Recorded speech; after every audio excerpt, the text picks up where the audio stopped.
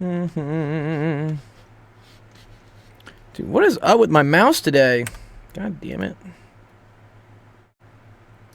There we go.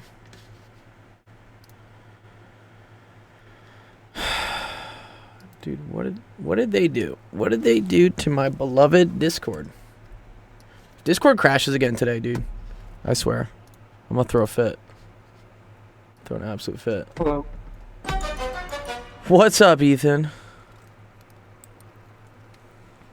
How's your day going, dude? Doing fine. Doing good? Nice. Hell yeah. I had to restart my PC like 6 times. Because then my monitor wasn't working, and then my mouse wasn't working. I love how just like restarting something just fixes it. I'm just like, why? It's the common trick. Anytime something's not working electronics wise, just there's a whole meme about this, which is like, have you ever tried unplugging it and plugging it back in? What's up, Falshrushikin? That's a cool name. Where's that from?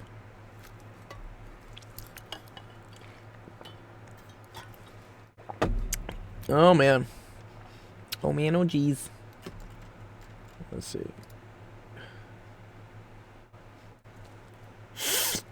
Let's see.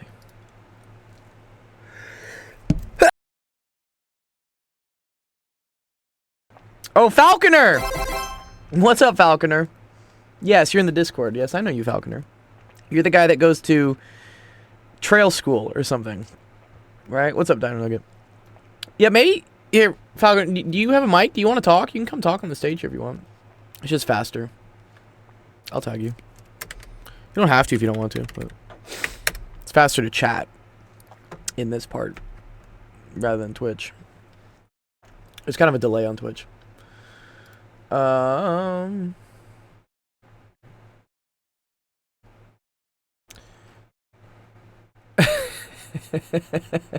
I love the questions that some people have posted. I'm at heart right now, so I'll pass. Okay, all good, dude. What's up, Deco? So, hey, Falcon, you don't live on campus? Maybe do you want to like tell me a little bit more about like, you know, what you do? Because you said you go to like a school like in the forest and stuff, which sounds like super dope.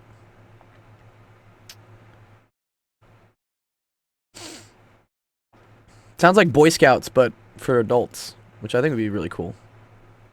I really liked Boy Scouts growing up. I think Boy Scouts are great, minus all the like touching children shit. But it's good for teaching people how to camp, how to live outdoors, go touch some grass. I had a lot of good experiences in Boy Scouts. It taught me a lot, and actually helped me a lot today, you know, where I am right now, with all these like events I do in the desert and stuff, because I know how to live out there now. I'm not scared of the outdoors. It's funny when I see some people who have never camped in their life, so they don't understand what it's like to have dirt in places and, you know, not have access to a shower. What's up, Titan? Senor Titon. Yeah, where's Initial, dude? Initial wanted to like, he wanted to talk about all the Israel-Palestine stuff, which I'm totally cool to talk about. As long as it's civil. I had to shut down one of the threads in our Discord because people just started calling each other animals. And I was like, nope, don't do that. Don't start calling people animals.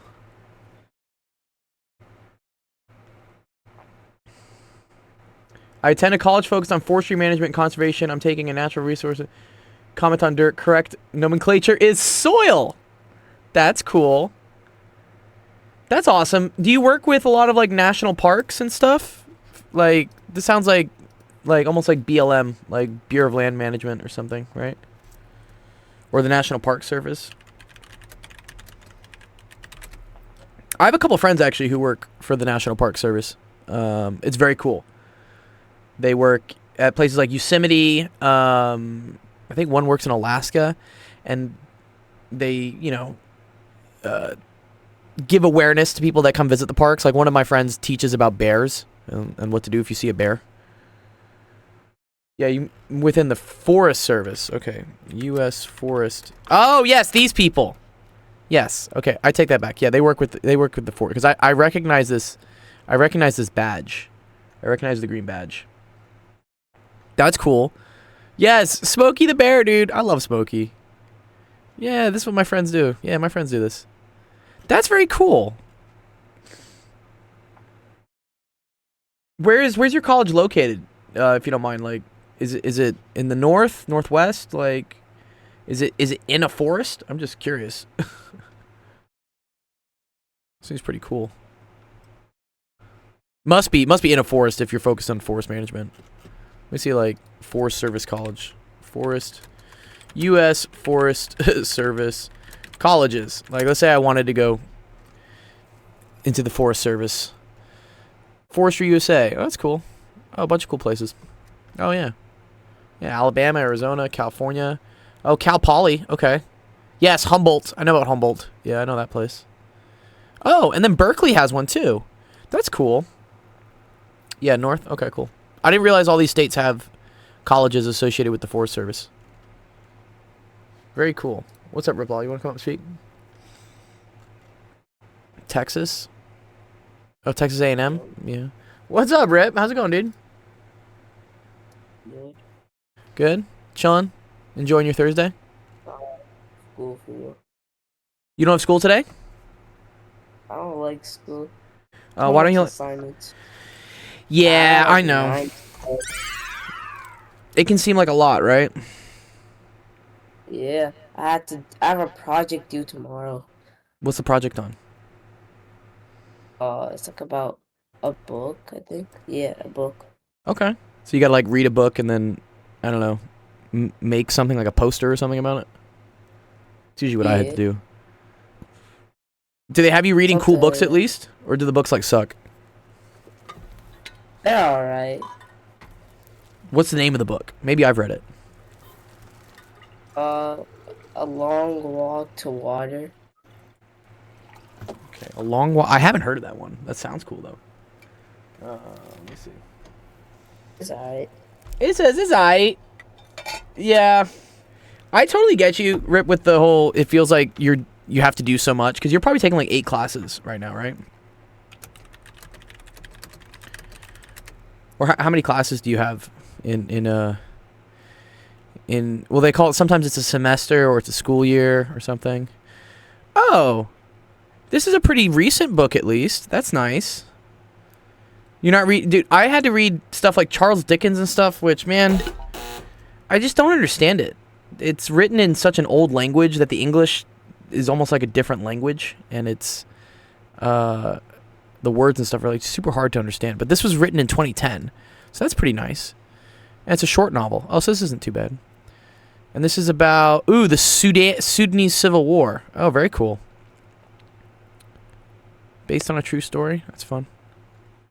Well, that's cool. You get to learn about Sudan. Yeah, Sudan is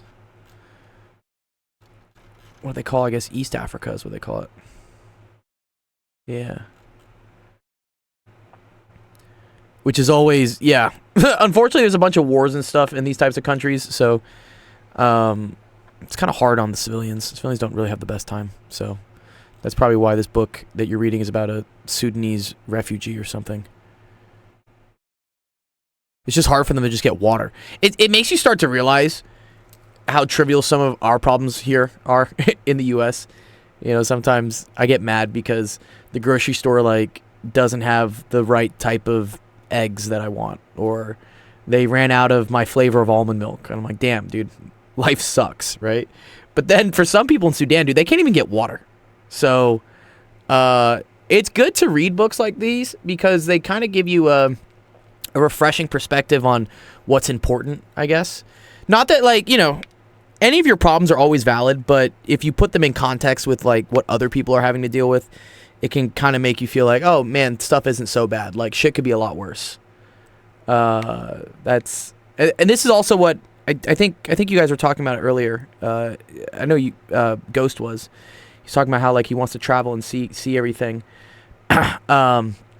This... Yeah, I highly recommend traveling when you can. You know, once you get out of probably high school and whatnot, and you have a little bit more freedom, try to, you know, instead of blowing money on, I don't know, vapes and other dumb shit, save up some money and get a plane ticket and go see some other part of the world. it does wonders for being able to change like what your perspective is on the thing and like what's important. I even experienced this just being in Los Angeles. If I stay in LA for too long and I don't travel to even another city or another state, you get kind of like stuck in like these loops of habits and routines. So yeah, Mode, be chill on what you type. So even going to another city or another state helps me to kind of refresh my perspective and be like, oh, okay, you know, this thing I'm always worried about in Los Angeles, that's not really something to worry about because, you know, whatever, other things are going on in other places.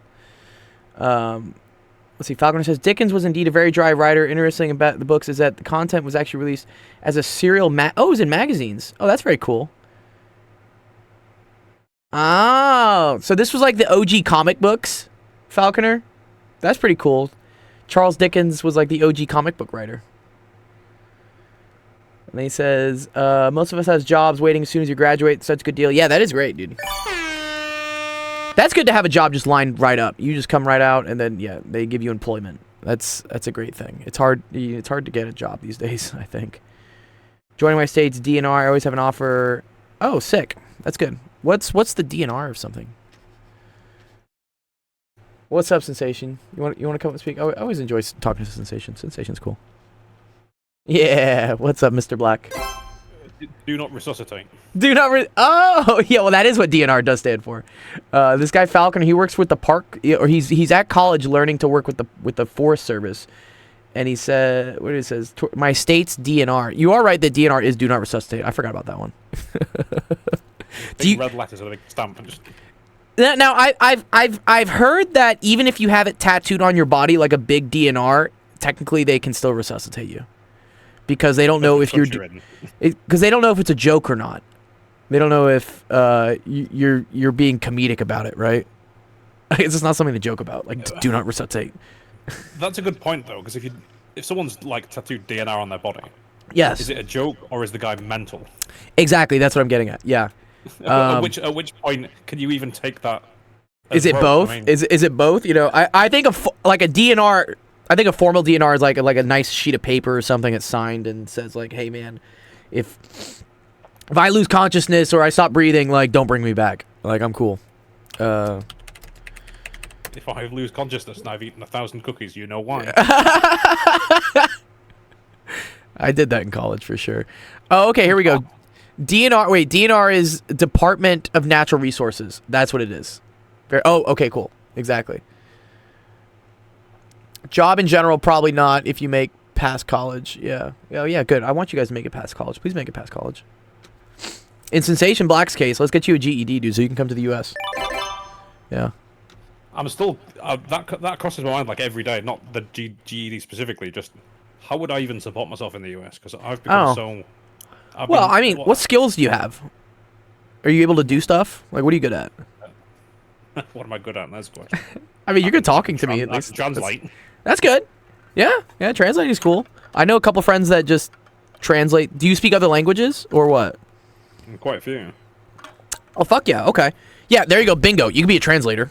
I know some friends that they make money by translating subtitles for foreign films here in the U.S. So they watch like a foreign film and then they translate and write the English subtitles for it. Or they'll take the English subtitles and write the other ones. Just questioning myself now. Am I that good? Probably not. Well, you know what? It's one of those things where you probably are good enough, and if you're not, just pretend you are, and you'll make it, dude. I believe in you, dude. Fake it till you make it. Fake it till you make it, man. Yes.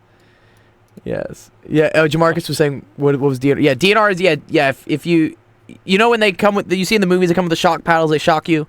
That's like resuscitating someone because like technically they've died because their heart stopped. But it's that's a misnomer. Sorry to interrupt you again. No, please, please. What's up? What's the misnomer?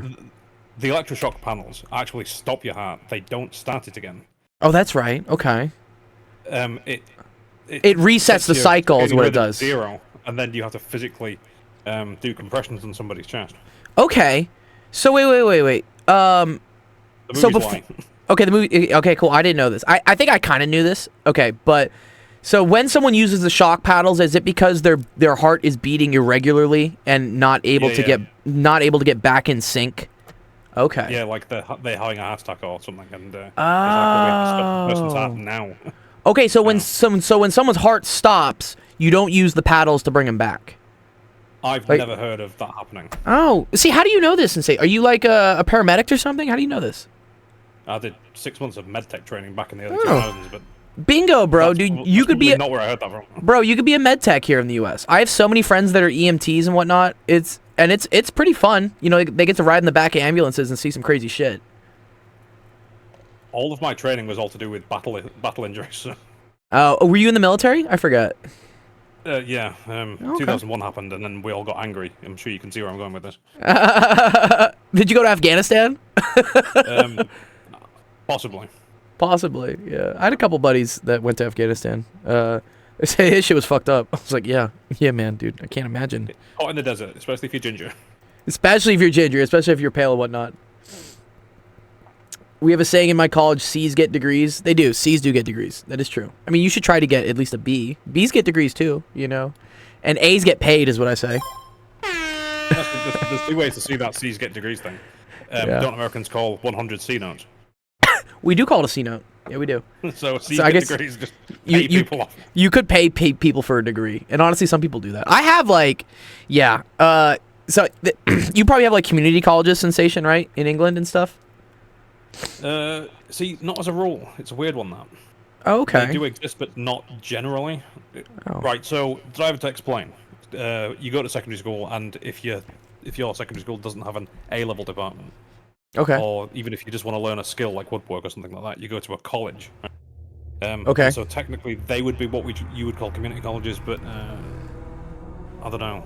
Really, there isn't really a direct comparison. Sorry, you were saying? No, you're good. You're good. No. I was curious because we have community colleges here in the U.S. which basically provide an opportunity for you to take the class outside of college, but then get credit for it. That's how it works. Yeah, I spoke to what was it? Which university was it? University of South Carolina, I think. Oh, okay. I just picked one at random, and I just said, you know, what's going on? Here's what my situation is. How can I get into USC? Would it be? Sure. Anyway, he says go to a community college for 2 years, and that way you can get what do they call it? The introductory courses, like the GE classes or letters of rec, or what? It was more to do with proof that I can actually study the subject. Correct. Yeah. In the same way that a person gets a permanent record from high school. I see. Yeah. No. Totally. Yeah. So, I say this even to some of my students who are here in the U.S. doing, for instance, like trying to get into college, and I tell them, like, you know, if you don't have the grades in high school, right, you don't have all the stellar shit, whatnot, just go to a community college. First of all, community college is a lot cheaper than regular college, and take the intro classes that you were gonna take at regular college anyways. So take calculus. I think even college algebra counts. Take an English class, take I don't know, like a literature class or something. Take a science class, take like chemistry or intro physics or intro bio. And if you do well in that, most four-year colleges will be really willing to accept you. Like, they'll accept you because you've proven to them that you can survive in a college class. Most dropouts happen within the first year of like a four-year college because kids get to college and then they don't realize what it takes to be in a class where the teachers really don't give a shit about you. Like, you're just giving them money and you're the one that needs to care about doing well in the class. In high school and whatnot, right, they call your parents if you do bad, you know? They make sure you do well. But in college, it's all self-motivated, self-driven. And so if you can show that you can do that at community college, they're like, okay, well, we're not going to waste our time then if we accept you because you're not going to just drop out immediately. You see, I had that problem in secondary school, though. Sure. Literally, year 7, they turned up and they went, nah, do what you want. Oh, and see? Well, yeah. Yeah. Does community college cost any money at all? It does. Yeah. In the U.S., community college definitely costs money, but it's cheaper than university. So, for instance, a university class may cost like per class, I'd say maybe about $3,000, $4,000 a class. But some of the community colleges, at least around here, you can take a class for a couple hundred. So it's a lot less. the advantage is, some of these also you can do online, so you don't even need to like go into class, so you don't even need to commute. Yeah, it's way cheaper. Yeah. And sometimes the education is actually better because at a 4-year college, when you take a class like, say, for instance, intro calculus or intro biology or something, you're going to be in like an auditorium with 300 other people. And then they're going to break that down into like TAs that also, try to break it down a little bit. But you're in such a massive class. Whereas at a community college, it's a lot smaller, which means that you get more one-on-one time with the professors, and you probably learn more, honestly. Yeah. Do you have to pay for it? Yeah, you do have to pay for community college. Trade school? Yes. Well, okay, so some trade schools are paid for under the agreement that you work for them afterwards. So, for instance, they'll pay for your education to become a welder, but then you need to be a welder for them afterwards. It's kind of like how the military works, too. The military is another... Yeah. If you guys can't pay for school or can't pay for things, military is also a very good option. I mean, minus the fact that you have to go kill people and stuff, but... I personally wouldn't advise that one, but... I wouldn't advise it. But it works. It works. That's the road you have to take. If that's the road, if like you literally have no money, you have no... I mean, there's a ton of scholarships out there. Honestly, you can apply for a lot of stuff and probably get enough money to go to college. But if you really can't, like say for whatever reason you can't get any scholarships, you have no one else that could... help you out. I don't know. You don't apply for loans for something, then the military is an option because they will pay for your school under the agreement that you then serve with them afterwards for a bit. So, is IMSA? What's IMSA? What is IMSA? Don't you have to have someone sponsor you for trade school, some sort of mentor?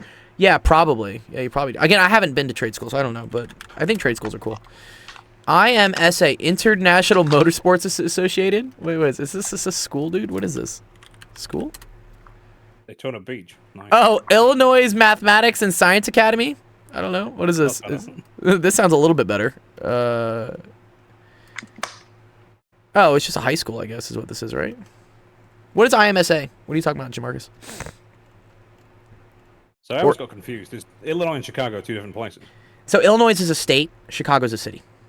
Oh, okay, yeah, that's it. Yeah, my sister lives in Chicago. She said it was raining all day today. Yeah, this. Okay. Yeah, so what this looks like to me, Jamarcus, and this is very similar to actually what I went through in my whole, like, high school, whatever, career thing. On an on-campus resource. Okay. Here, let's see what the admission is. I'm just curious what it is. Yeah, it looks like a high school. Yeah, it's a high school. It's a high school. That's cool. Oh, wow. Oh, you live on campus, though. Oh. Oh, so this is like... Boarding schools. This is like a boarding school is what it's like. Yo, Nishal, can you, like, mute your mic if you're, like, moving shit around? It's fucking loud. Thank you. Okay. Yeah, this is like a boarding school. Okay, so this is like college, but in high school. I mean, yeah, it's probably cool. It's probably fucking expensive, though. Your dad wants you... 20 grand a year. Yeah, let's see. I'm gonna say 15. Student fees. Here we go. Okay.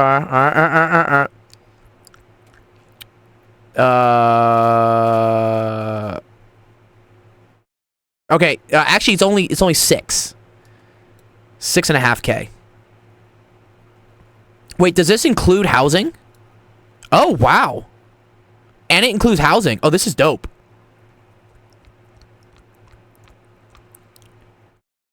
Very wide range. 601 between 601. Yeah, okay. They say these fees can be waived for Illinois residents eligible for federal fee and reduced lunch. Okay, so basically, if you're poor as shit, you can only pay $600.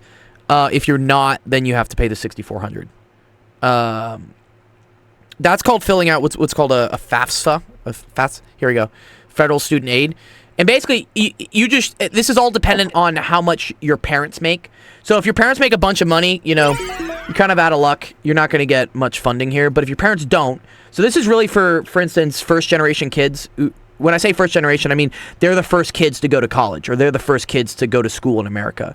So mainly like children of immigrants and whatnot. This is a very nice resource that is provided for them. Thank you. So that they can go to stuff like this. What's up, Grim? Yeah, Grim, you could apply for this. Aren't your parents like from Mexico or something? Yeah. Yeah. Probably gonna apply for that. Yeah, you should definitely apply for the FAFSA is what you should. Yeah. You fill this out, and you only have to fill it out once. And what that does is that allows you to apply for federal student aid at every college you apply to. And also, I guess it would probably apply for Jamarcus's little thing. My dad doesn't like the high school all that much. Not high school. Yeah, competitive. Yes, I get it.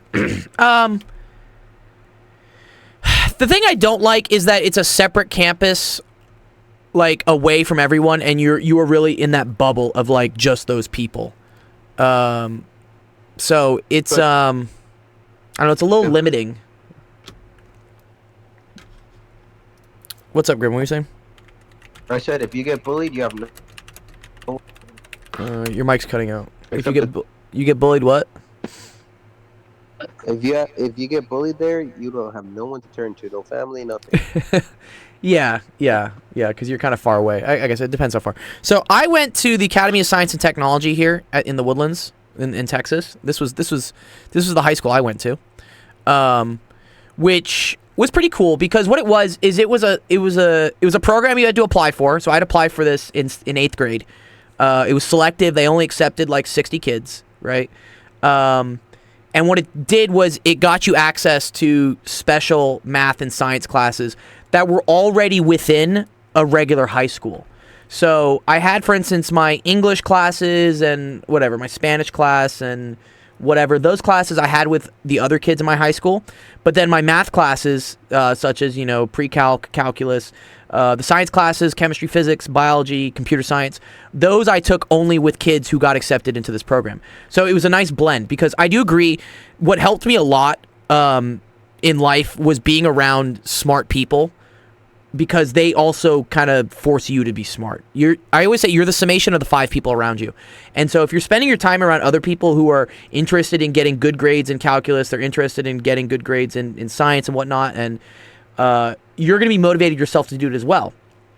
However, that can be a little bit dangerous if you don't also have interactions with people that aren't, just super focused on math and science, because there's more to life than just math and science. Like there's social interactions, there's literature, there's all sorts of other stuff that needs to happen. And so that's why I liked that this program still had me, be in classes with regular people in my other sense. So I got a bit of both, I did well in my math and science classes because I was being competitive with other people who wanted to do well in math and science. But then I also learned how to interact with people and be social and, have a normal human experience because I was still, on the track team, or I still played orchestra, or, I still had English classes with regular people. Yeah. The people in our district are not the brightest. Then, yeah, okay. I agree, Jamarcus. Then, you're a very smart person, Jamarcus. Not that I think you really need help, Jamarcus. Like, you're already self-driven. You do great. But you would definitely benefit from being around other smart people. It would help. You don't need it. It's not necessary for you because you're already pretty self-driven. I would just prefer if there was some sort of program that was inside a regular high school as well. The fact that it's a separate high school and it's off campus and it's somewhere else and they're basically like sending you away to Hogwarts is I worry is would be a little weird for you developing socially, because you don't have like normal people to interact with.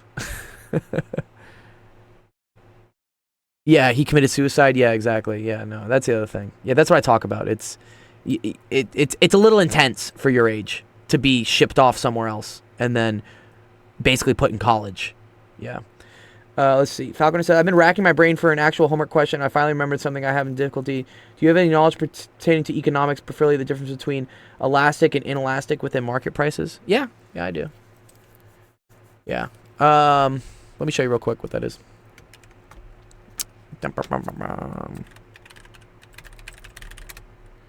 So they call this like elastic demand and inelastic demand and elastic supply and inelastic supply. So let me see. Elastic, inelastic economics. Has to do with these curves. This is a very cool thing. Yeah. Bum bum bum. Yes. Okay, so elasticity is a cool concept because it means how much something. You guys know what elastic is, right? You guys know, like for instance, on clothes when there's elastic, like stuff would stretch and whatnot. That's what elastic means: the ability for something to stretch and to move, basically. So a lot of times in economics is just always the study of how much shit do I have, how much can I charge for it, how many people are going to buy it. That's what I guess microeconomics is. 1 sec. Let me. Supply and demand. Supply and demand. That's all it is. I'm sure you've taken a class about this at some point, right? Sensation, right? Have you taken something like an economics class? No. No. Okay. Seriously, I'm gonna have to do an entire video series on how bad my school was. Okay. Well, so this is a demand curve. Okay. So, wait, this is wrong. This should be supply. Right? Price and quantity. So supply being quantity and price. Wait, being wait. demand. The demand goes up, the price goes down? No, it should be the other way. Yeah, that doesn't make sense. Yeah, this graph's wrong. Oh, is that right? Dude, I always get this wrong, man. What? I'm having a hard time reading the graph, to be honest with you. Oh, okay. Sorry. I'm reading this wrong. Sorry. This is the quantity supplied, I think is what it is. If you supply this much, and then this is the well, I need 1 sec. I need a supply and demand curve. Sorry. I don't 1 sec. Supply demand curve. I haven't taken economics in a bit.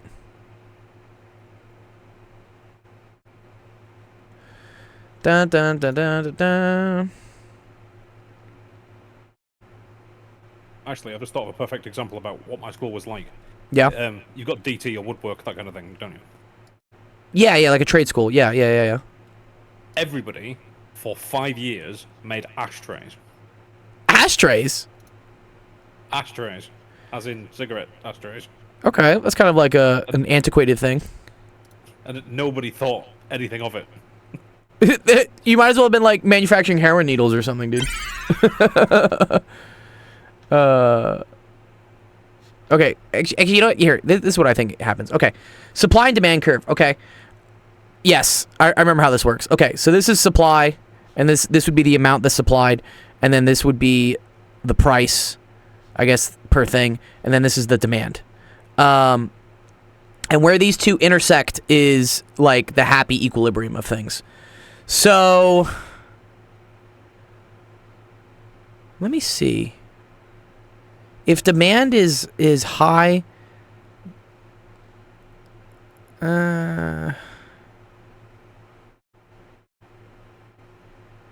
okay, I think where this is. I think I see where this is. Okay. As the supply increases, the demand decreases. Yeah, this is it. Yeah. So yeah, this is what it is. So increasing means that the supply curve moves to the right is what it is, okay? Yeah, equilibrium is always where these two intersect. So for instance, if you have I don't know, say you're selling like 10 cups of lemonade and people only want to buy 5, right? In that case, you have too much supply, and so what happens is your price will then move back to meet what the demand is. But let's say you only have 10 cups of lemonade and people want 20. Like there's a lot of people want it. In that case, the price would go up. But there's always an intersection to where those two meet. So in this case, we could think here about, like, let's say yellow is here. They say liters. Okay, this is cool. Say we're selling liters of lemonade, right? Okay. And this is our original supply, right? There's always going to be a meeting point, right, for where these intersect, where the demand that someone wants will hit what that price is. If the supply curve moves to the right, which means you start supplying more, then demand goes down because there's more available, so people aren't demanding as much, and then thus this intersection here, where those two cross, that means the price stays the same. What we talk about when we talk about like elasticity has to do with this. So with elastic demand, if the quantity increases, the price will change as well. Okay. Which is why the line is like kind of like diagonal. If the line is vertical, okay, do you see how no matter what the price is, the quantity demanded will always be the same? Okay, this is the case of something where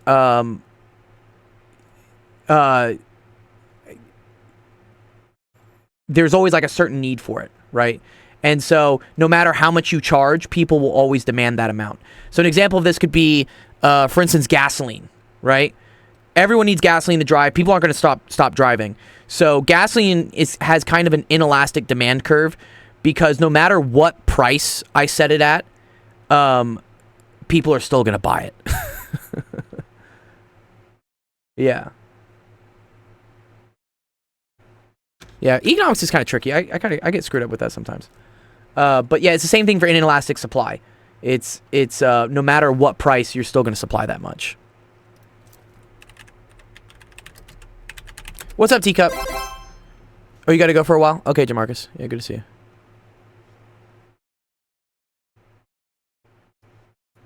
Yeah, this was the full explanation. Hello, what's up, Noise? Yeah, this why is Noise pissed again, dude? Is it? Oh wait, he was on a walk with his girl. Wasn't he? Different kind of pissed, as in drunk. Oh, he's Jaeger pissed. Oh, okay, he's pissed drunk. Okay, nice to see you. Wait. What day is it? What day is it? Yeah, dude, it's wait, I guess it's Friday for him? No, it's Thursday. It's Thursday for him. Don't you have school tomorrow? Noise.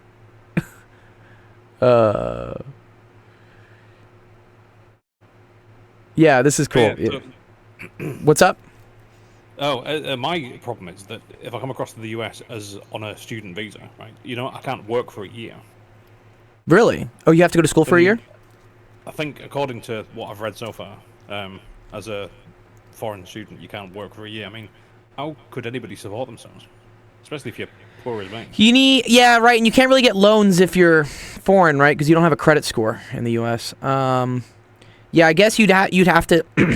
Oh wait, you can't work at all. Oh yeah, wait, what? Like you can't even work at McDonald's or anything? Well, yeah, that's what I was gonna do. Yeah, what?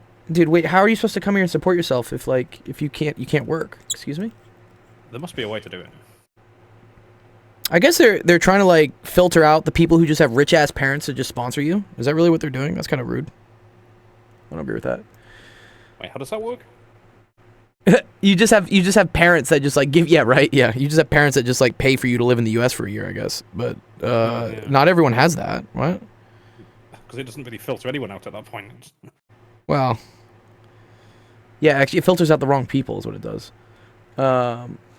Cash. Nick says cash. Yeah, the other option there is to just work a job that pays you in cash. So, Oh yeah, there is that. good old tax evasion, right? Let's see. Let's go learn some Spanish on. There you go. One of the questions on the exam was the greater number of substitutes available, the more elastic the price is to quantity demanded. Yes, okay. Use the EpiPen example and stated that price could be changed because people required it. No. So, yeah, the EpiPen example is inelastic because no matter what the price is, people still need to buy EpiPens. So that's what they're saying. They're saying that like demand is fixed. So no matter what price you set it at, people are still going to demand that amount. Okay, now I understand the supply and demand thing more. Sorry, I get this backwards sometimes. Okay, this is a very good example. Okay, this is gasoline. Okay, some people will buy less gasoline. So as the price goes up, right, the price of gasoline goes up, right up here, the amount of people demanding it goes down. Okay? So, and this is an example of something elastic, because if the price goes down, let's say to here, right, now the demand becomes higher. So when something is cheaper, people demand it more, right? When something is expensive, they demand it less. If the slope is vertical, okay, the demand is fixed. People will always demand a certain amount of gasoline. So no matter what price you set it at, people will still buy that amount. Yeah. That's cool. Okay, now okay, I totally botched supply and demand curves earlier. I'm sorry. I get it now. I have to remind myself. So wait, what's the supply one then? Inelastic supply.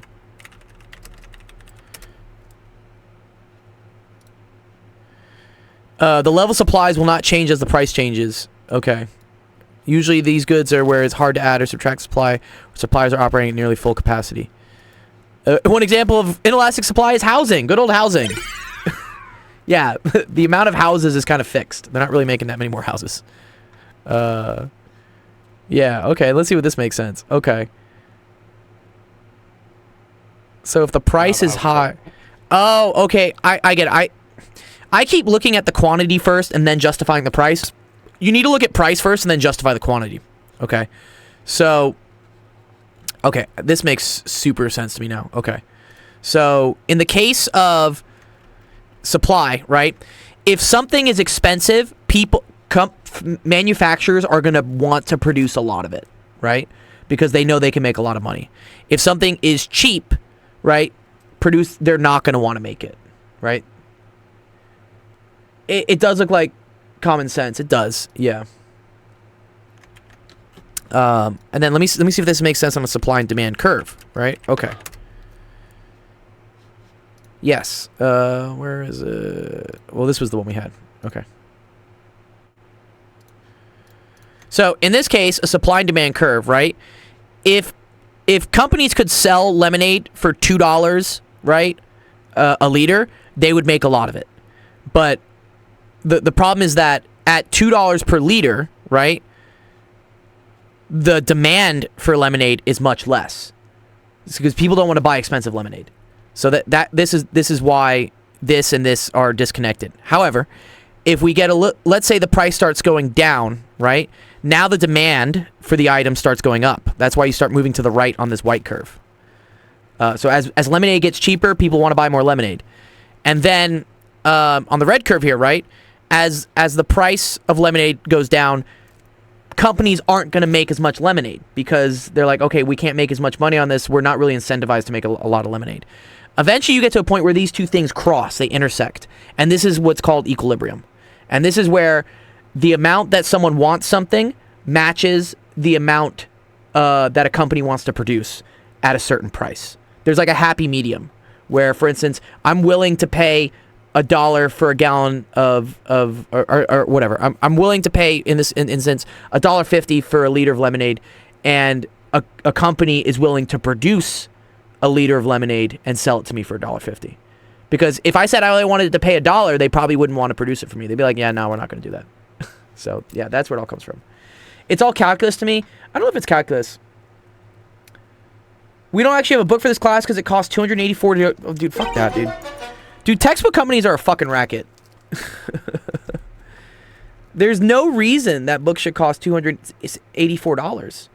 I get it if you're writing a new book and you need money to pay authors and whatnot. That makes sense. But a lot of these books are just, when they say it's like a new edition or whatnot, they didn't really do anything. They just changed some questions. So, and they know that college students are spending thousands of dollars to go to college, so they know they can gouge them for $200, you know, at college. They know they can do it. There's not much calculus in economics. There is in some of it, but okay. The beautiful example of this is here. Let's look at what like an OChem, organic chemistry textbook goes for. Chemistry textbook. Let's see. I'm just curious. I mean, this is not bad. 145. But here we go. This is it. So organic chemistry, right here. This goes for like $238. Like what? That's like so much, dude. But then let's look at for. Yeah, there is, but they don't. But they know they can charge it. It's not really that much cheaper. And then you could quote unquote rent books, but you're still paying like $100. It makes no sense. But the cool thing is, if you go to, for instance, get the international editions, dude, the international editions of these books are super cheap. I'm trying to find a good example of this, or maybe this one. I don't know. Yeah. So for instance, like, yeah, the hardcover, right, goes for like $182, but the international editions are always like paperbacks. And if you get the paperback, right, and this is all sold. See how this says Pearson India? So the textbook companies know that they can't charge people in India $200 or $300 for this book, so they charge them $30. But if you get the English, and actually the textbook's all written in English anyways, but if you get the regular version, right, the hardcover version, which is just regular Pearson, right? Where does that say Pearson? Yeah, regular Pearson. This one ends up being $182, 6 times the price.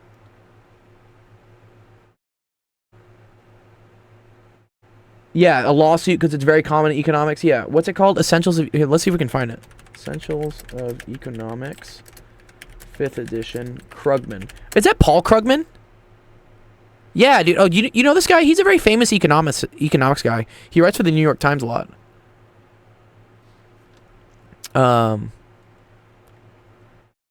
But yeah, here we go. So the paperback is 100. Yeah, the e-textbook is 230. Dude, Jesus, what?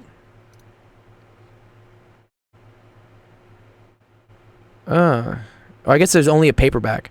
Well, let's see. Where's the $18 version? Sorry, where? Okay, let me see. There's an $18 version.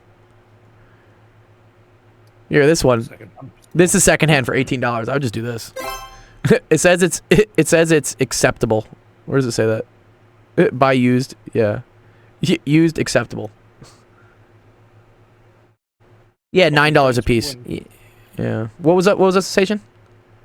That's a coffee stains for the win. Yeah, exactly, dude. Yeah. Well, anyways. Okay, cool. Yeah, that's pretty cool, Falconer. Awesome. Okay, let me see. Let me go through some of the questions we have. People posted. I like just discussing shit. There's a lot of fun stuff to talk about.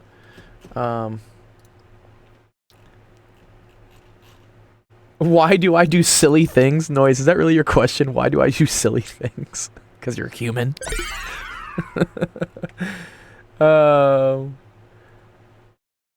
Yeah, I think Jamal. Just say nay. Just say nay. Oh, the baby voice got turned on. You like the Falconer? Tell me, Falconer, if the baby voice works on the Twitch. I hope it does. I think I haven't built it. Alright, I'll wait for Jamarcus to get back. Nick says, I just learned imaginary numbers in class today. Can you give me easy examples? Let's do that during office hours, Nick. Let me do, homework questions during office hours. Teacup, what is the origin of the universe, how the Big Bang happened, and what caused it? I think you, kind of answered your question anyways there, dude. Also, let me light. And I said, say please. Yeah, I said, say please. Did you pay the electricity bill? Okay, so a lot of this goes into what's called, cosmology. So if you ever want to learn about the universe and the beginning of it and stuff, that's called cosmology. And people that do this are called cosmologists. And this, I think, is kind of the understanding of what the universe is. Right? Yeah. There was this big bang, and then everything just starts expanding outwards and starts turning into planets. How did the Big Bang happen? I don't think... I mean, that's a big question. I don't think we know, right? This is where religion starts to come in. They start saying that, oh, God just snapped his fingers and, something happened. Here, we can ask... Here, let's go to ChatGPT. Let's see what ChatGPT says. How did the Big Bang start? Just curious. Quantum singularity. Right, there's a bunch of theories is what there is. Yeah, okay, cool. Yeah, singularity means there's a point where all of the universe was in this very, very tiny, enclosed thing. It was just a single thing. And then what caused it to trigger, right, to explode? That's this is where people start coming up with ideas. One of them, right, yeah, is quantum fluctuations. So, yeah, in quantum physics, you have things that just randomly just happen. They just pop in and out and stuff. The cosmic goose past gas, yeah, basically, yeah. So just random shit just happens. Multiverse theory, this is cool. Our universe is just one of many universes, and okay, from the collision of higher dimensional space. This is kind of cool. I do like this. The way to kind of explain this is you can have things in higher dimensions collide to cause things that happen in lower dimensions. So a nice example of this would be, for instance, a shadow, right? So in 3D space, the world and whatnot, right? I can take a light, I can take a 3D object like a cube, but then the light will cast a 2D shadow, right, on like the ground underneath it and stuff. So that's what they talk about when they say like higher dimensional space colliding and forming lower dimensional space. It's kind of like this. They call this membranes or brains. My friend DC actually does this. They're called like D brains or something. I don't know. There's a lot of stuff in this, but yeah. So basically, existence as we know it is dimensions higher than what we're currently experiencing, and those happen to cast a shadow on each other, and like we're the result.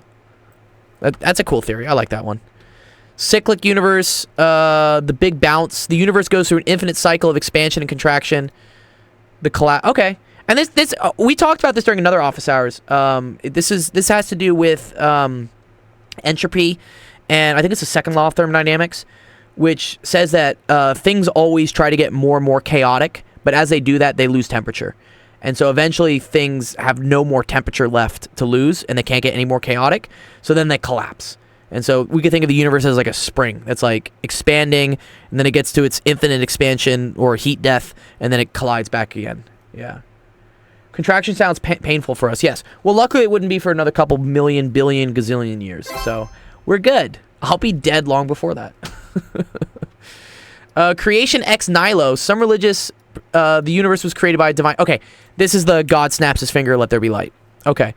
This explanation is not within the realm of scientific inquiry, as it involves concepts that are not subject to testing or observation. Yes, cool. That's cool. Got an initiation. Ex nihilo means from nothing. I like that. I didn't know that. Is that Latin? Do you know that? Do you know Latin? Yeah. Oh, that's cool, man. Cool. Good question, Teacup. Titan says, when you dream you are running, does it feel like you are being held back? Like, you can run faster, but the wind is suddenly pushing on you? Okay, Titan. This is an interesting question. Jamarcus is back. Here, I'll do yours, Jamarcus. Let me do Titans real quick. Sorry, I thought you left. Titan, yeah, what are you talking about, Titan? What are you talking about? When you're running, you feel like you can't run as fast in your dream? Is that what you're saying? I'm curious. Dreams are super cool. I love dreams. Dreams are trippy. Interesting. I don't know why that is. Maybe that's reflective. So this is actually very cool. I think they posit that dreams are our brain integrating all the information we experience during the day while we're sleeping at night. So, for instance, any thoughts or any things we experienced, our brain is like taking all that information in and integrating it into a way that we understand while we sleep. So maybe for whatever reason you believe you can't run fast, and that's then showing up in a dream when you sleep. You're seeing that, oh, I can't run fast, and that's, I don't know, maybe a subconscious belief you have. That is a massive donut. That is an everything donut. Yeah, dreams are cool. Has anyone? Have you ever lucid dreamed? A sensation? You ever lucid dreamed? To be honest, I can't remember when I dreamed last. I Really? sleep. Do you? I remember all my dreams. My dreams are crazy vivid, is what they are. Yeah. I know my friends that smoke weed regularly, they can't remember their dreams. I guess weed blocks your ability to remember your dreams or something. I don't know. And then when they stop smoking, they get crazy dreams. Weed blocks your ability to remember anything. Well, that's true. When I was 17, we just got really, really stoned one night. Yeah. This was when I got my first flat. And we were sat there watching a Bollywood movie. And it's like, does anyone actually remember what's going on? It's like, no, I think this dude's name's Raju. I think this is a Yeah, boat. you're just sitting there and just like, this is enjoyable, but I'm not remembering it. I would say, what's the point of enjoying something if you don't remember it? Yeah. Dreams are our true lives. Dude, what is Jamarcus saying here? Dreams are our true lives. The part of our lives we think are our real lives are simply missions to get information that we could use. This is a funny theory, right? Yeah, that our real life is in the dream, but here we're doing side quests to get things for the dream. I do like that one. That's a funny theory. Falcon says, you mean you can manipulate what occurs? Yes. Yeah, lucid dreaming is when you're dreaming and you can control your dream. So you kind of... you gain an awareness. You're like, oh, I'm in a dream state right now. And then you start realizing I can start controlling things in my dream. So one cool thing when I've only lucid dreamed a couple times in my life, but I remember one when I did it, I would be like, ooh, I want to fly. And then because I was big into Harry Potter and stuff. And so I basically in my dream created a broomstick, and then I experienced what flying was, or I guess what my body thought flying was. And it felt super real. It was super cool. You've done replays too. Yeah. Yeah, no, it's cool.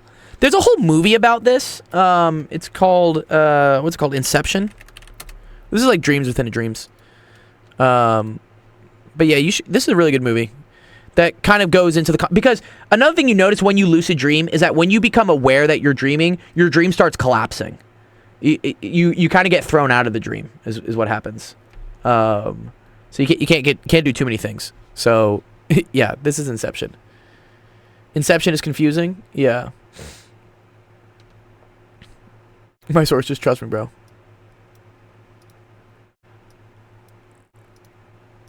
All the 5-year-olds will watch the streams. Yeah, it's the same thing. Yeah. That's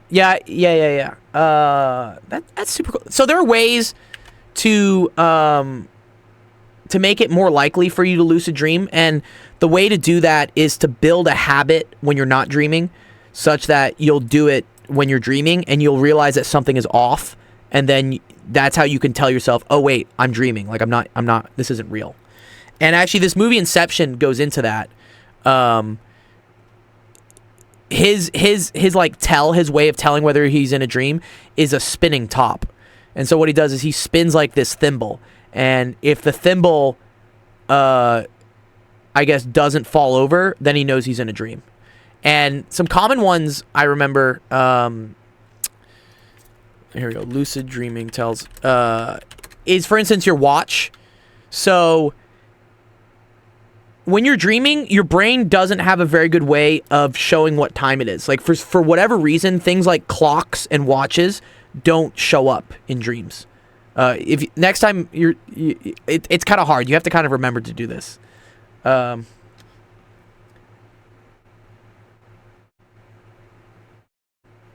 It's just see where the dream takes you. Yeah, for sure.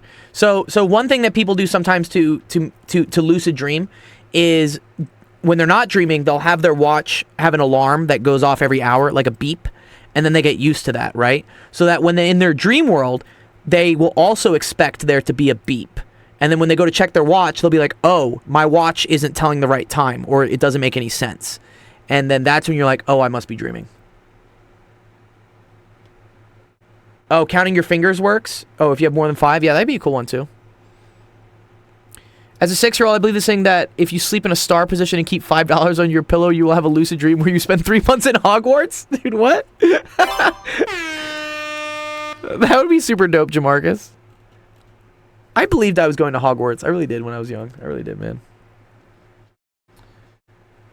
Yeah, dude, that's too funny. Anyways, something like that. Oh well, yeah, I do have a channel here. I'll show it to you. So if you go to it's youtube.actual.education.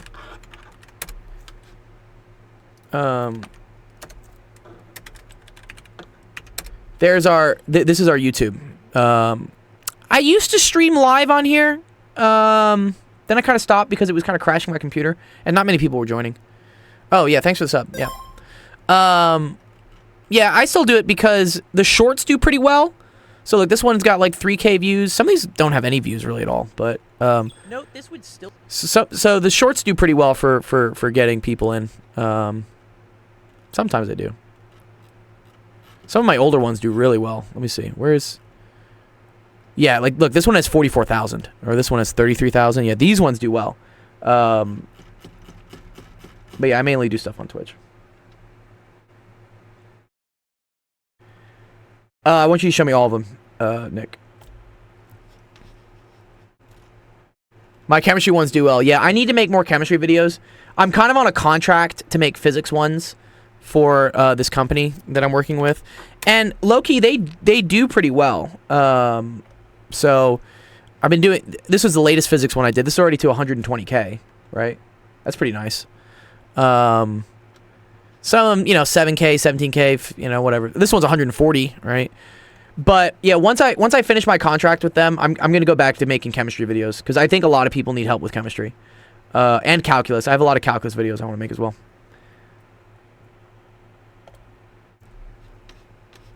Yeah, TikTok is better for sure. But you know, I have the content, so I might as well put it on everything, right? Yeah, I get a lot more views. Well, also TikTok is very good at getting the right audience to see my stuff, and that's because the Chinese have so much information on everyone. Like TikTok is scary good at at figuring out who needs to see your content.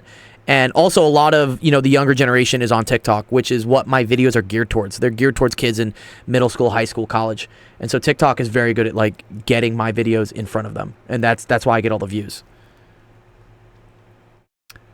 On YouTube, it's just 3-year-olds, really?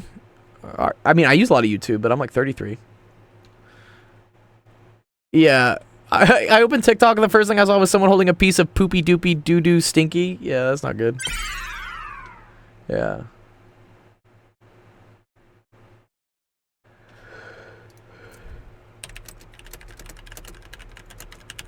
All right, let me see more questions because I know we gotta talk about the Iron Dome and stuff. Let me see. Oh, I gotta do Jamarcus's question because I said, oh, yeah, sorry, I skipped over yours. Well, you said you were out.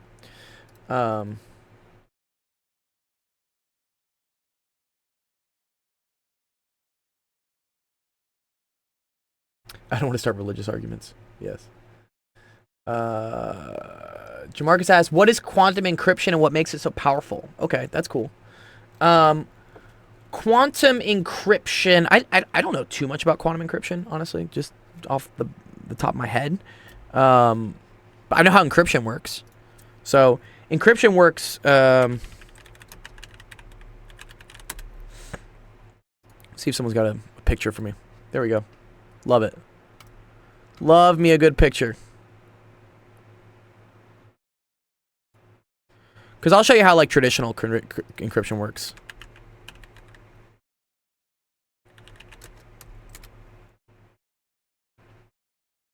Yeah.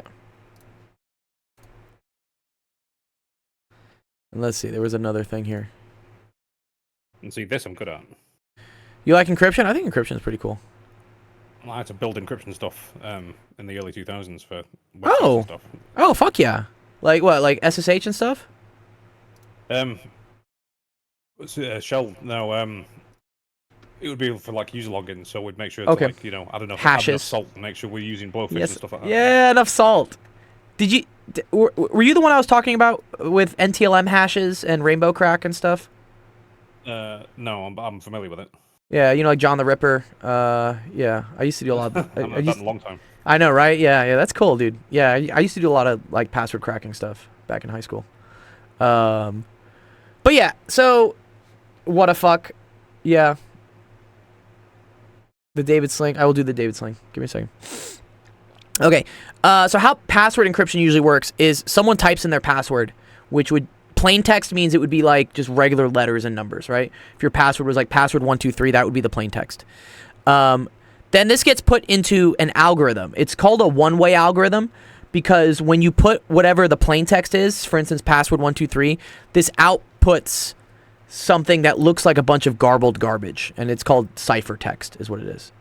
So looking at that garbled garbage, you wouldn't be able to get back what the password is, right?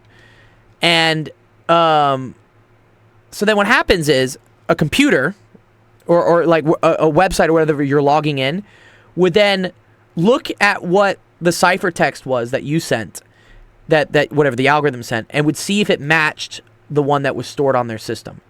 But all the while, they're never storing what your actual password is. They're storing what's called a hash. Hash is like the garbled stuff and stuff. So here, let's let me get a picture of it. Password hash. And feel free to correct me if I'm wrong here, Sensation, about anything here. I was just going to say, for a noob, I would start with the Caesar cipher. What's it called? Caesar cipher, as in the Emperor Caesar. Okay, let's try it out. Cool. Ah! Oh, this is very cool. That's where I started from when I was like 11 or so. Okay. The shift. Okay. Ah. Okay. This is very cool. I like this. This is cool. So, for instance, this would be you putting in your password. Let's say you put in, like, and there's a known shift, right? You see how this is like a shift of so, for instance, E corresponds to 1, 2, 3 letters back. It corresponds to B. And F corresponds to C, and so forth and so forth. So, if your password was, for instance, DE, right?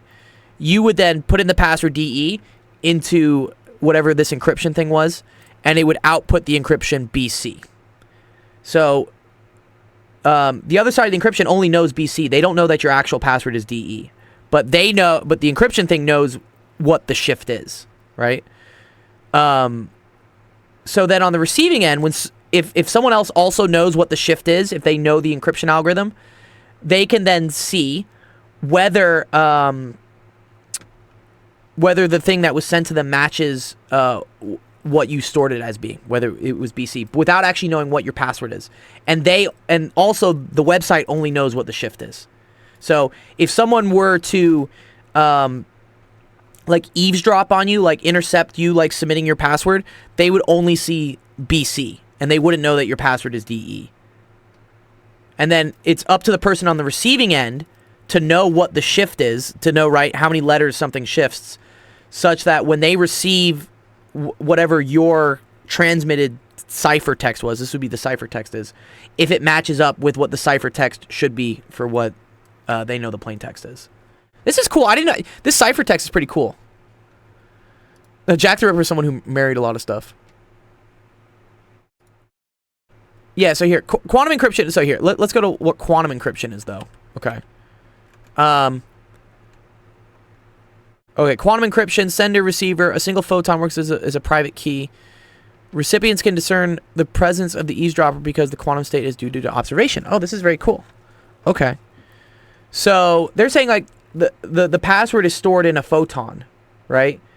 And how quantum mechanics works is that anytime you try to observe something as small as a photon or whatnot, you disturb the photon. So if someone were trying... So basically, the recipient could always tell if you were the original person sending the password or if someone had, like, listened in and tried to send it themselves, because it would be different. That's very cool. I like that. That's super cool. Yeah.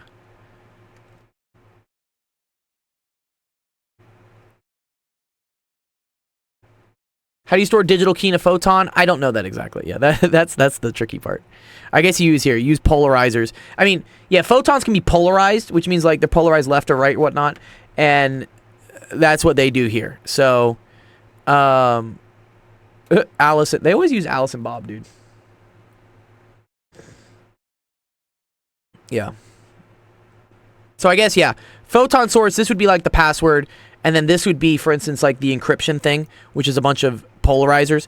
So if anyone tries to intercept your message, because that's why encryption is built. Encryption is built so that someone can't just wiretap you. Someone can't just like eavesdrop in on what you're sending. In this case, if someone tries to see the message you're sending, it will disturb the message because it's a photon. And thus, and thus the receiver would know, oh, hey, this is garbled. This doesn't make any sense. So, yeah, no, this is pretty cool. But you want to see how, okay, yeah. So, and then Bob has a detector here, which he has the polarizers in the opposite direction so that it's able to decode it. This is very cool. Now I understand quantum encryption. That's cool. Okay, here, you want to ask ChatGPT what they think about GPT? Say, explain quantum encryption to me as if I am a high school student. See if it works. Let's see what it says.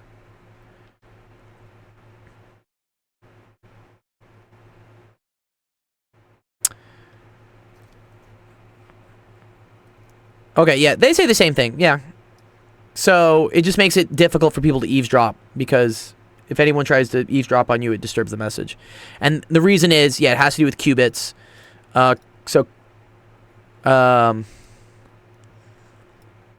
This has to do with quantum entanglement, right? So quantum entanglement means, like, if it's 0 somewhere, it has to be 1 somewhere else. Like, it's an entangled state. So if you change the state of one, it changes the state of the other. This goes into all sorts of other paradoxes and stuff. Yeah. The key's like a secret code. If someone tries to intercept it, they can't because it's based on the behavior of the entangled qubits. Yeah. Yeah. It's just gibberish. Cool. Yeah, this is cool. Yeah, and this kind of goes back to what Teacup was talking about, right, with the Big Bang, which is like quantum physics is just unpredictable. Like, it can be whatever. It can have random fluctuations and stuff. So yeah. Bum, bum, bum. That's a cool question, Jamarcus. I like that one.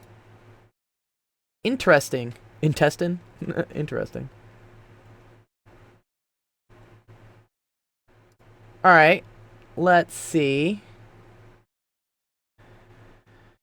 Amog, how much would you pay for Rand to stop smoking, or how much would you pay for Rand to stop playing Siege? You know, it's funny. I had a friend actually that did this. Good thing he's not smoking cigarettes, because cigarettes are like really difficult to quit. They're engineered to make you not be able to quit. And I had a friend that was like smoking for a while, and you know, it was difficult for him to quit. So he came up with a bet, or our friends did, where we said, "Hey man, we'll pay you $100 if you don't smoke for a month, because if you can get past the first month of not doing it, then you've broken free. But it's the hardest. Like, you go through massive withdrawals, you get headaches, all sorts of things." And it was funny how like that $100 did it for him, and you know, changed his life, because like, dude, if you keep smoking cigarettes your entire life, dude, you're gonna die earlier than you should. I know there are rare cases where people are like, "Oh, my grandma, you know, lived to 90 and she smokes a pack a day." I'm like, cool, but that's fucking rare. Yeah, I know it. Do you smoke cigarettes? I know everyone in Europe fucking smokes cigarettes. I know they do. I'm not sure if everyone in Europe does. I mean, it's only supposed to be 13% of the population now here. 30, dude, that's so high. 13. Oh, 13. Okay, I heard 30. I don't know. It was probably probably 90% when I was growing up. Here, let's say, what percentage of American... Well, see, now this is different because people have these fucking vape pens, which makes smoking nicotine seem, like, innocent, because it's, like, peach, mango, iceberry splash or some shit. But, like, nicotine's still nicotine. I don't know. I'm still not convinced it's nicotine that does the damage. I mean, in cigarettes, it's all... No, it's all... It is. But my argument is that the nicotine keeps you hooked, which keeps you smoking the thing. And the whatever Chinese chemicals they put in these things, the PG, VG, and whatnot, can't be good for you to inhale. Like, the only thing you should be inhaling is oxygen.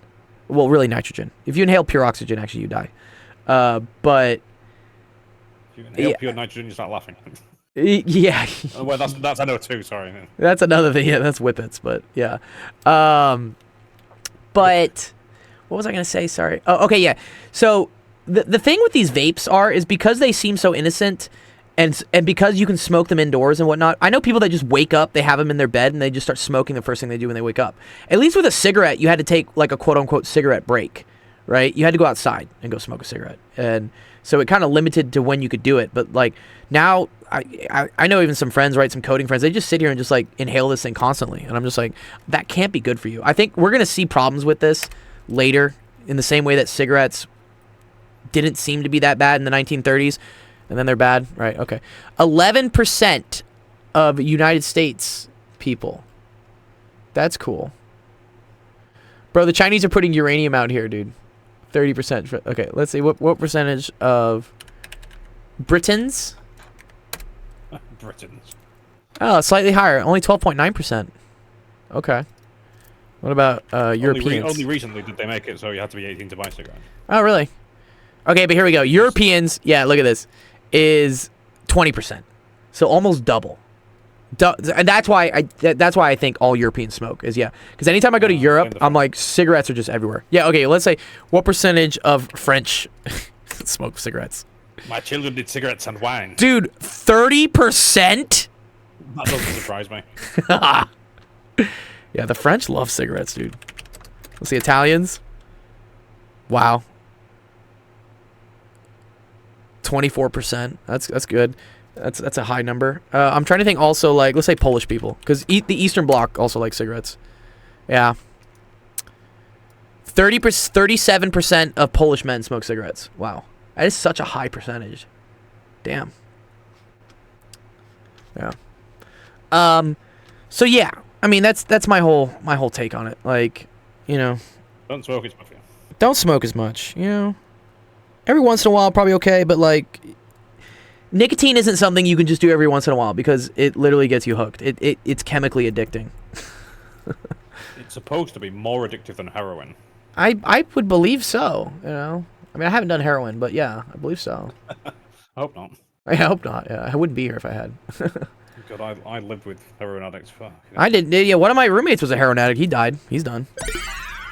Yeah, I've lost a couple of people to heroin. That's a rough one. That's all of the discussion. In the homeless shelter, most people tended to be heroin addicts. Yeah, that or they're crack addicts. They love meth and There was crack. maybe 1% of all people that were legitimately, in quotation marks, homeless. You know? Yeah, I see. Wait, what did Noise call these people something? What do you call the people? Smackheads. Yeah, smackheads. But then, what's the name for people that get like the poor housing and stuff? Chavs. Yeah, chavs. But then it's called like policy people or society people. What are they called? Roadmen. No, not roadmen. Noise, where you at, dude? Noise probably drinking Jaeger with this girl. Hey, yeah, you go. Yeah, I don't. Yeah, I mean it's okay. I haven't drank it in a while. Like people who get, I think it's called. Wait, who get funding for housing in England? Chavs. They're not called chavs though.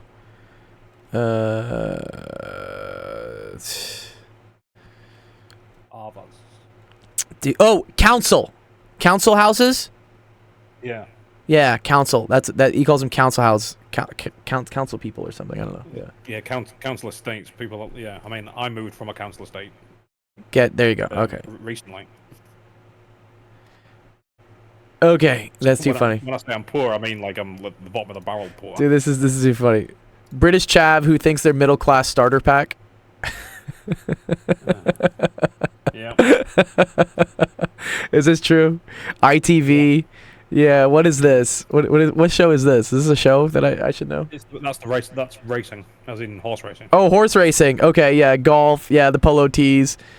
An Emporio Monte watch. Your job in sales. Sales. Yeah. This dog. Is this dog really? Yeah. What's Costa del Sol? What is this? It's in Spain. Oh, is this like where all the chavs go? They go to Costa del Sol. Yeah, basically all the chavs go to like Spain and Turkey, and I know get a lot of really them. hammered. A lot of them go to Ibiza. I remember when I was in Ibiza in 2014, and I was like, "Why are there so many British people here?" in Ibiza. Ibiza. Sorry, Ibiza. Yeah, that's how you guys pronounce it. Yeah. I've never been to Ibiza, but the Spanish pronounce it Ibiza, so we Yeah. go. Yeah. We say well, then it's Ibiza, or they say Ibiza instead of Ibiza. Yeah. Noise says, "Why do I do silly things?" That's a good question for you, Noise. Is Noise still here, dude? Where's Noise? We've been streaming for an hour and 20. I probably got another 40 minutes. Okay. Well, I'm here, so you know what we got to do. Honestly, I prefer to go over why nothing is happening with other nations than elaborate on everything. That's okay. Here, Initial, you want to talk? Let's talk about your stuff, dude. I'm down. Alright, I'm not going to go overly deep into it because I don't want this to be a battle of religion. I agree. Battle I know of this becomes the Arab whole like versus Jews versus Muslim every other things. fucking race. Yeah. But this is going to rely on Arabs a lot because this is where it lies. Okay. What's up? Basically, What's your opinion? What's your opinion? I'm world curious. Versus the Western world. The Arab world is not Eastern nor Western. They're basically a third party at this point because Okay. they will take it either end. When they can get something off of the East, off of Russia and China, they Yeah. will happily take it.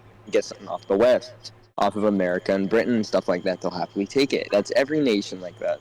You can't. Well, really yeah, blame you them. just get the relief when you can. Like Zelensky's probably pissed, dude. He's like, man, the U.S. is leaving me for a younger new war. You're like, what? We're not gonna leave them per se. It's more like Israel's gonna fucking pay us in the end. I see. Okay.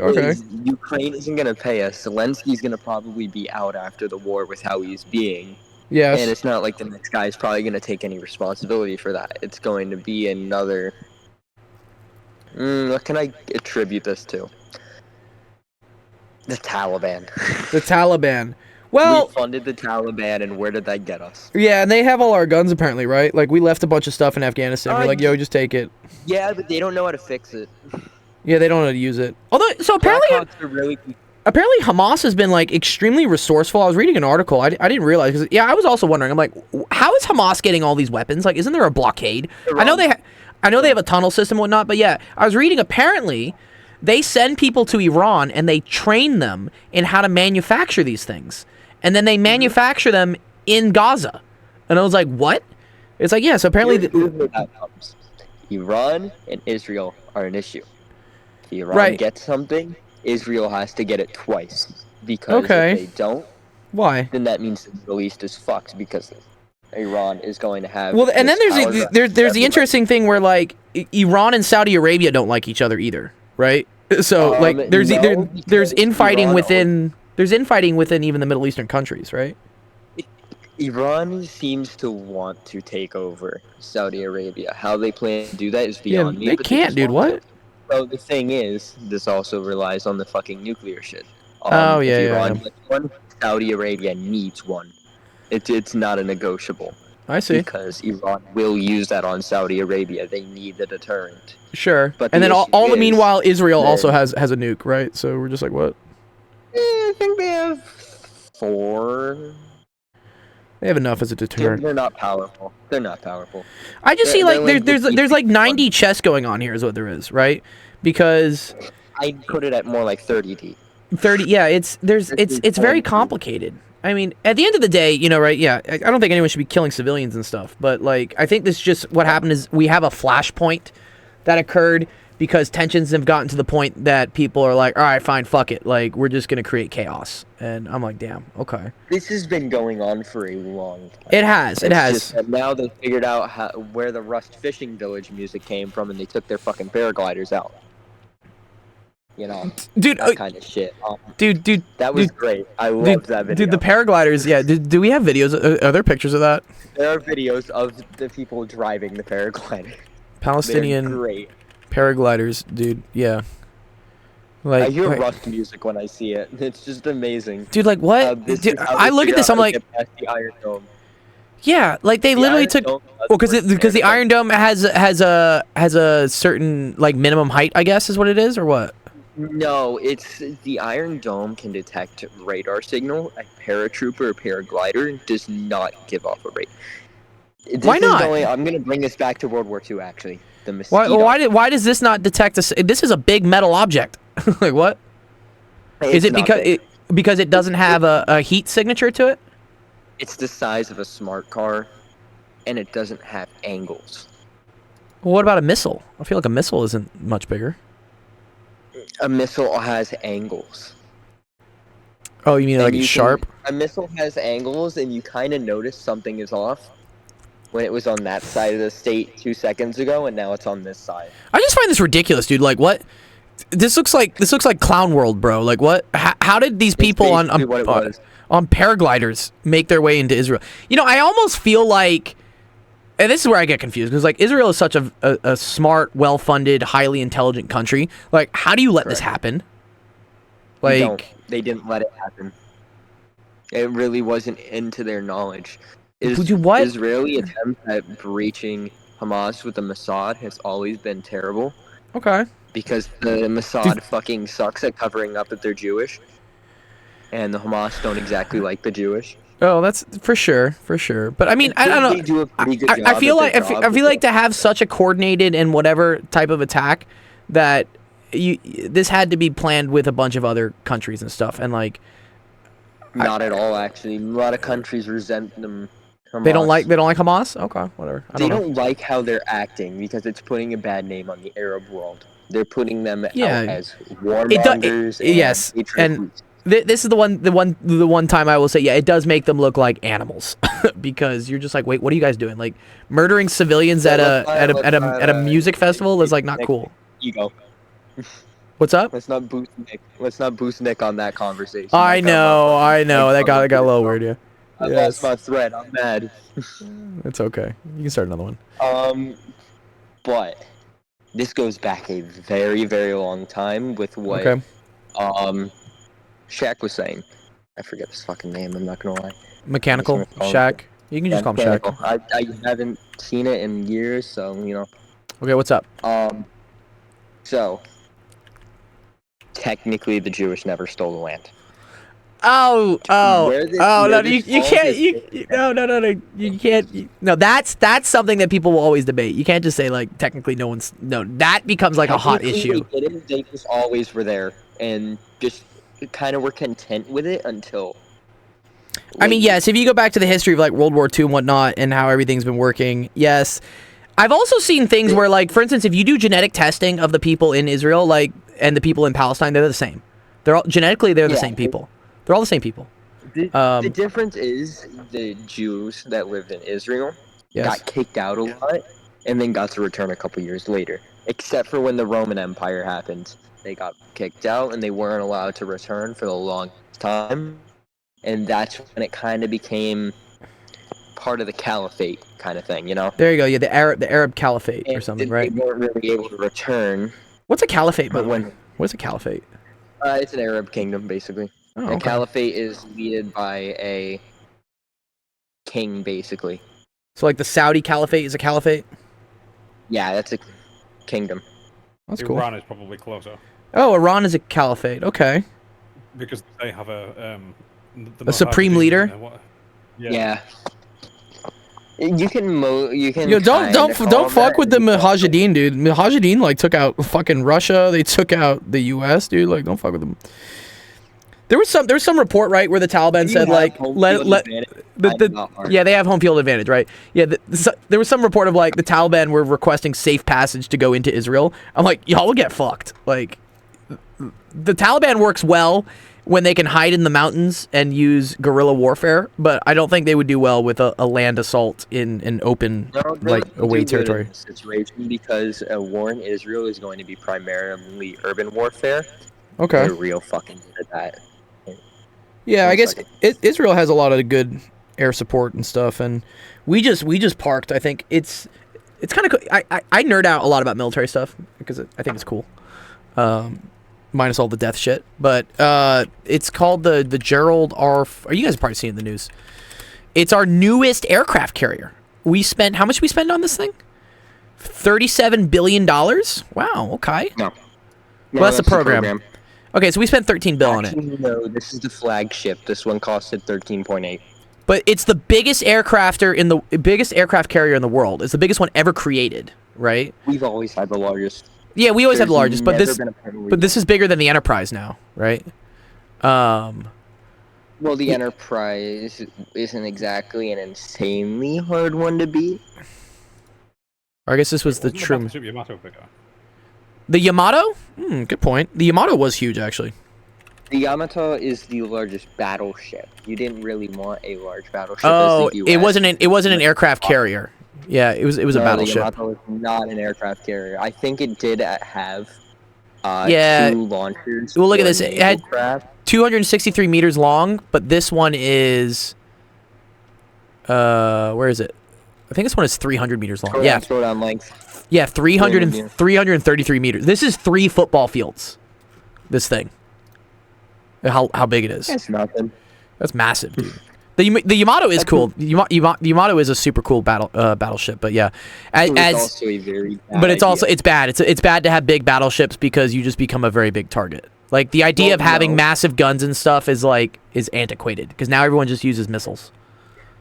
Well, at the time, it was actually really good for the guns because Okay. the idea of the Yamato was it was a sinker for carriers that got a little too close.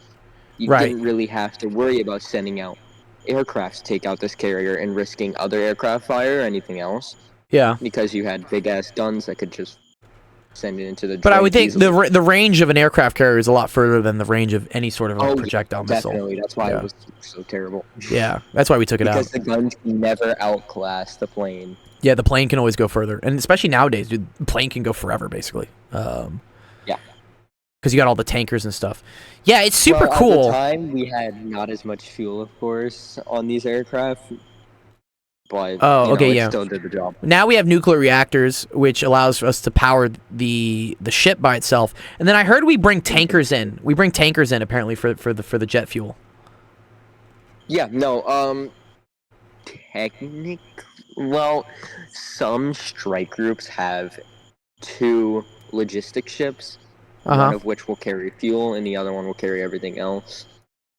Some of them mix it up. Oh Some wait, of them they're don't gonna have it. wait. They're gonna make another Enterprise. No, that's just the name of it. The Enterprise is gonna be a Gerald R. Ford. No, this says the Gerald R. Ford CVN No, 78. but Okay, all right. that's the names. The names are different. The Gerald R. Ford is a class. Yeah, for The sure. It's a name is class. different. It's a class. Yeah, The but this one is. flagship of every class is always the class name. Oh, I didn't know that. And then after that, they just name it whatever they want. Like Oh, the so they already made Ticonderoga the class, best not one. everything- They already made the best Yeah. one, and then these are just going to be support ones. No, not at all. The best one is never the first one. There's no such thing as the best one in a class per se. Oh, because the all of them can be flagship. upgraded and refitted. You It's mean the just flagship is the of a first ca- one? of a class? Yeah. So usually when The we say first something's one the is going- flagship, we say like it's the best one, though, right? No. Not best. It's the pride. Got you. The flagship is usually not the best. The flagship is usually the pride of the fleet. It's Such as- usually what- the what ship was- that what you was- want to protect. What was the Russian flagship one that got taken out? I don't remember. It's one of their cruisers. The and it's a Moskva. really bad one. The Moskva. Yeah, the Moskva. It's a really bad cruiser. Yeah. This thing was cool. Look at all these tubes it's got. Russia makes terrible. Russia makes bad ships, I'm boats. just gonna be fully honest. They They, make make bad- really, really bad boats. They make really bad boats. Okay. We make pretty good boats, though. They make the Taliban look like naval gods. Yeah. That's the easiest way to say it. So my question is like, India easily what's gonna happen next? Because so Israel, I think, is gonna do a ground assault into Gaza. You know, to just whatever. already basically started. So Yeah, they're doing that just Already. to show to the He's on people God. that it's like retaliation. But then what's like Lebanon and Syria and like you got all these other countries around you that are just like chomping at the bit, man. Like I don't know if the Hezbollah is a threat. Yes, the Hezbollah Right, is a major right. threat. But the Hezbollah reacts, so does NATO. why Except for Turkey. is Except for Israel Turkey. is Israel part of NATO? I don't think so. No, but Israel is a major non-NATO ally by technicality. Okay. So I don't think Turkey's in NATO. I think Sweden blocked their no, advance. Turkey's in NATO. Yeah, Turkey. Turkey blocking keeps Sweden's blocking. Yeah, Turkey blocks Sweden. No, they're allowing it. They're allowing it now. Oh, are just they? gotta wait. Yeah, apparently they're just gonna suck it up. Finland and Sweden. Sweden's has been blocked by Turkey because Apparently, that's- it harbors Kurdish separatists. That's too interesting. it harbors Kurdish separatists, and they don't like how Sweden allows freedom of speech like America and allows them to Oh. burn the Quran because freedom of speech, freedom of destroying another religion. I guess is Yeah. I mean, it's fucked up what they do. That you shouldn't burn any other religious, Were they gonna block the Ukraine one too? I forget. No. Oh, they're not gonna. Well, they were kind of like, because It's Turkey interesting. gets Yeah, S4. Turkey is kind of like is playing like both sides a little bit. TBH. Yeah, because they don't understand how NATO works yet. I'm- Turkey and Hungary are issues because. they Well, I aren't think we exactly- made them a part of NATO just because they kind of border right. They border Russia basically.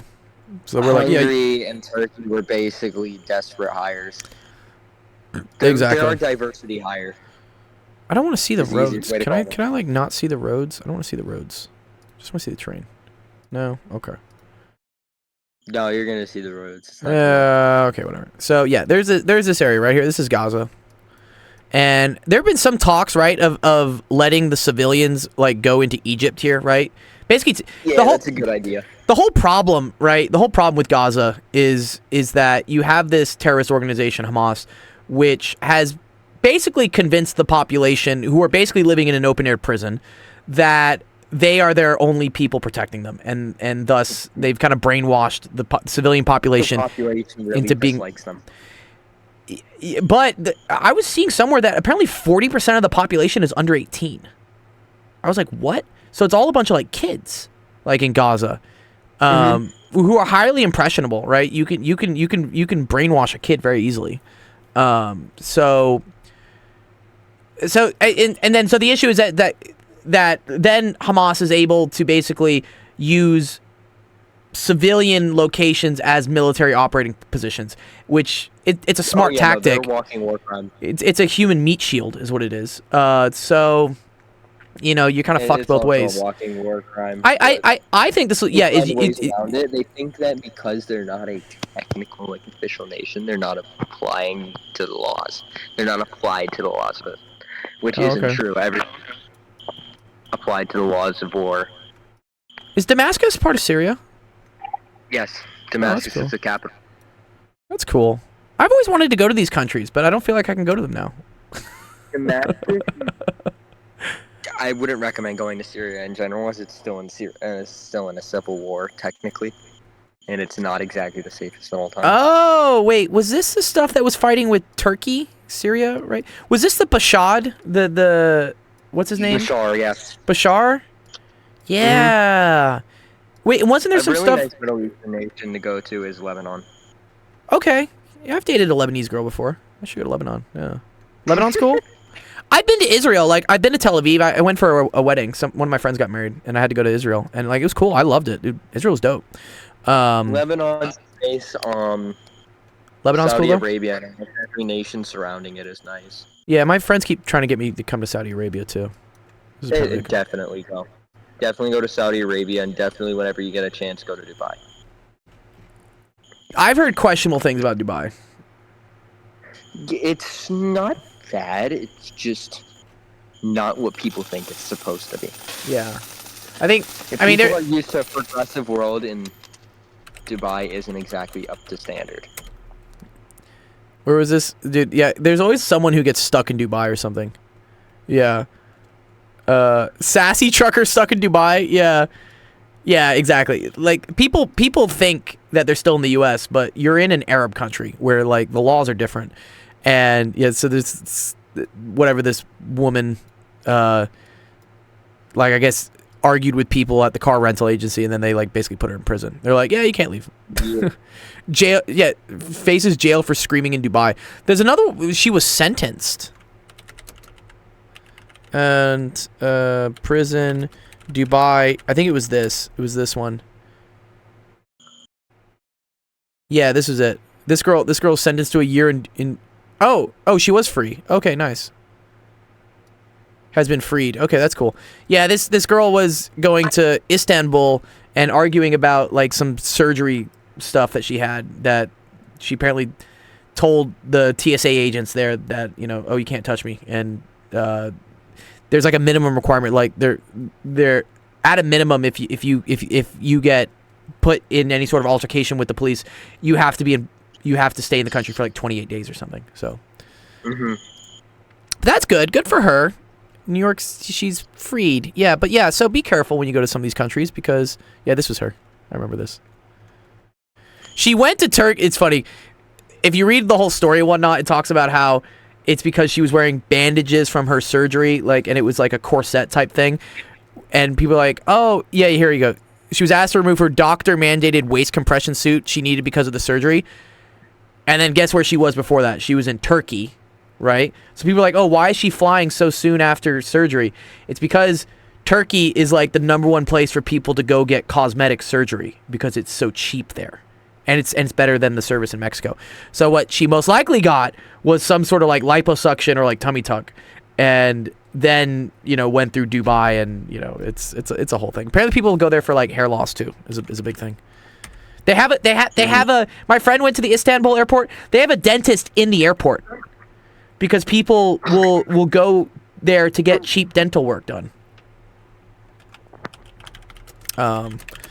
Okay, one sec. Let me we can talk more about, let's see, like, I'm curious what'll happen with Friday initial, with the whole like call for jihad and stuff. So let's talk more about this next week. I gotta run. I had so many questions earlier today that I had to go through. One sec. I am going to go. Okay, you're good. You're good. I appreciate your question, dude. That was cool. I appreciate. Let's see what happens. I'm curious. I'm curious to see what happens. I say I'm curious as if like it's not like people's lives are at stake. Okay, cool. All right, here, let's do the spinner wheel. We love the spinner wheel. Let me give out nitro to someone. Who's gonna get it? Who's gonna get it? Teacup asked a question. Jamarcus did. Titan asked a question. We had a new person here. We had Falcon. Falcon asked a question. He was cool. I didn't hear from Shifter today though, and then Initial did as well. Let me see. One sec. Where are all the questions?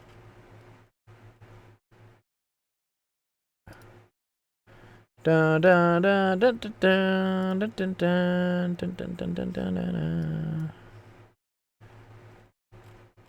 Okay. Put me in for the lols? No, dude, you have to ask a question.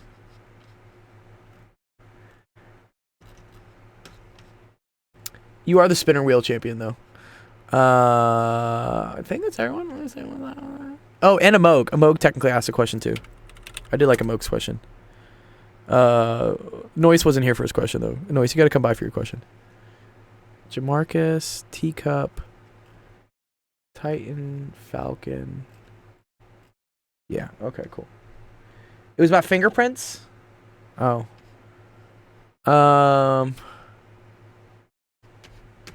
Okay. I'll put you in there. I mean, I didn't... Yeah, we'll go over it next time. Dark. Okay. Alright, let's see who's gonna land on. Who's gonna get it today?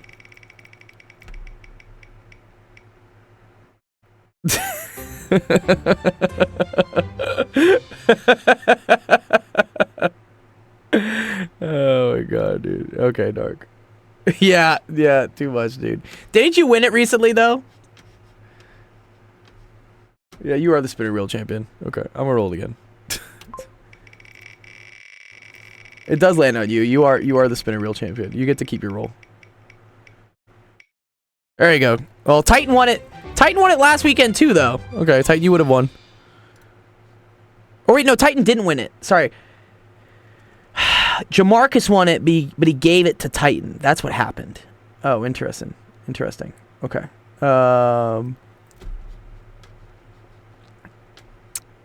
Let's try spinning it again. I want someone new to get it. That's what I want. There you go. Falcon's won. Nice, Falcon. You even recorded the spin right now. Yeah, you do. You are the spinner wheel champion, Nick. You are. Okay. Cool. All right. Oh, give it to Jamarcus? Okay, yeah. You know what? I'll ask Jamarcus if he wants it. If he doesn't, Titan Lord, then, yeah,